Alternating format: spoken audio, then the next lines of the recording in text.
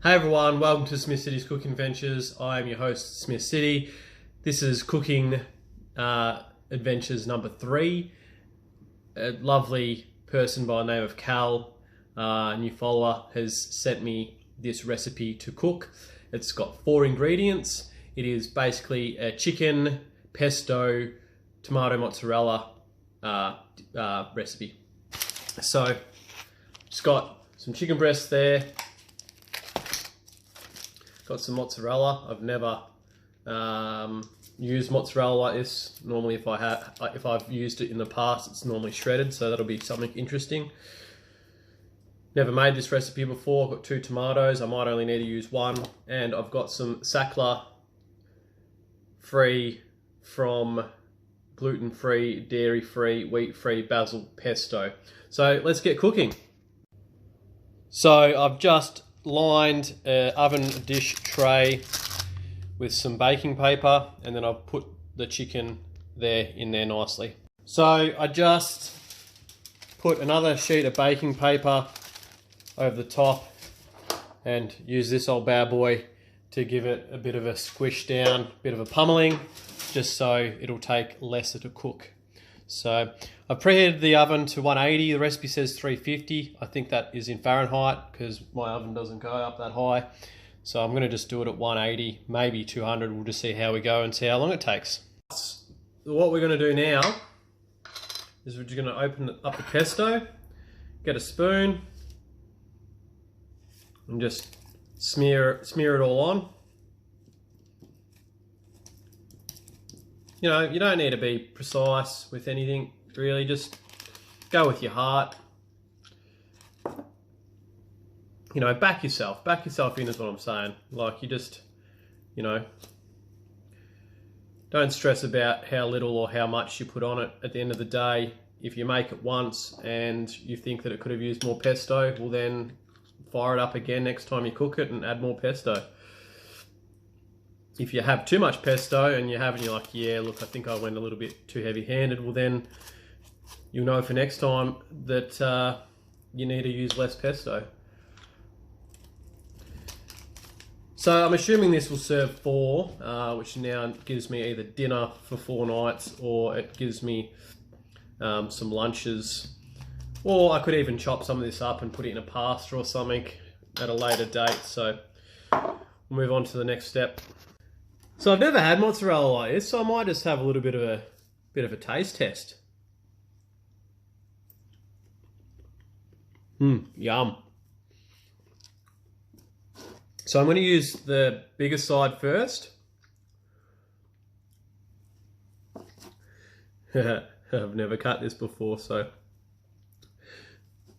I want to sort of end up with like one little piece to put on each. So I did that pretty well. That might actually be too much, so I think I might one moment. No, I'll stick with this size. I'll stick with the size that pretty much fits the chicken, so we'll go with that.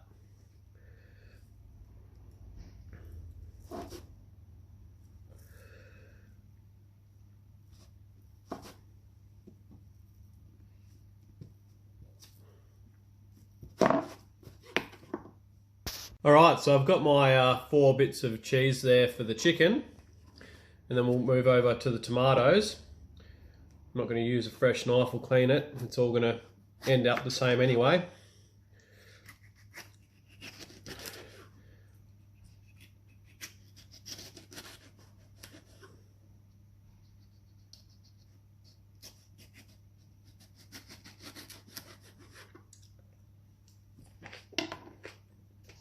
Didn't want to use the small end on the tomato there, so I'm going to cut another small end off. I'll eat that off camera, and I'll try to get most of the slices looking the same thickness and size.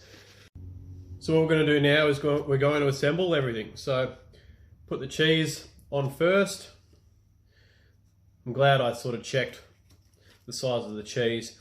I don't know whether I've made the slices too thick. I could possibly have, but there's not much I might change that because the one on the end is actually smaller. So I might tuck that in there. All right, now we're going to go on with the tomato. The one I've seen on the recipe has 2 tomatoes per chicken, but I just think that this will work just as well. And then we're going to go on with some salt on each tomato.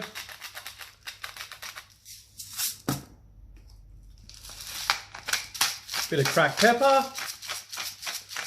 I love my pepper, so might even go once more over. And then we're going to chuck it in the oven. This smells absolutely fantastic. I've got like another 13 minutes to go. So basically put it on for 22 minutes at 200 degrees. And I'm just sort of keeping an eye on it, making sure it's starting to look all right. It might need to go on for longer, I'm not too sure yet.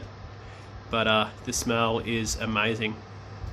So we're just going to have a look to see if it's ready. And I suppose probably it smells fantastic. Probably the easiest way to do here is to get my finger out of the camera, and I'm just going to get this little knife here and pull some of it back.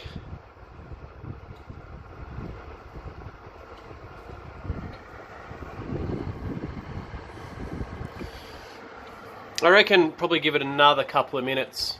Obviously that's the edge part of the chicken, so want to make sure that it is cooked in the middle.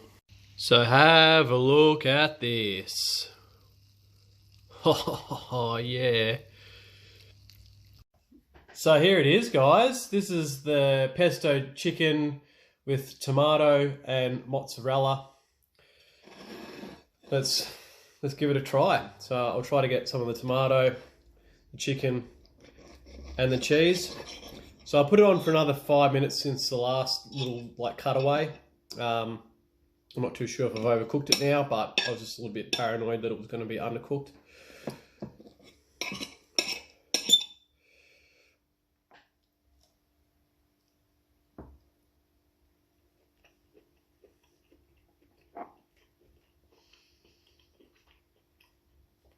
Oh, that's fantastic.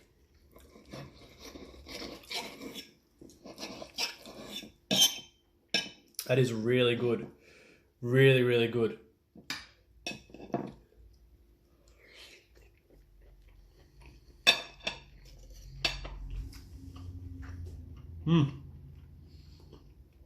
I'm happy with that. Thank you, Cal, for giving me the link to this recipe. Absolutely loved cooking it. It was very, very simple, like very, very simple. If I can cook it, anyone can. Give it a crack. There's a little bit of like liquid at the bottom of like the pan, and it's sort of got like melted cheese that's there. Have a look at this. Why not? I just get that into my pelican-like mouth.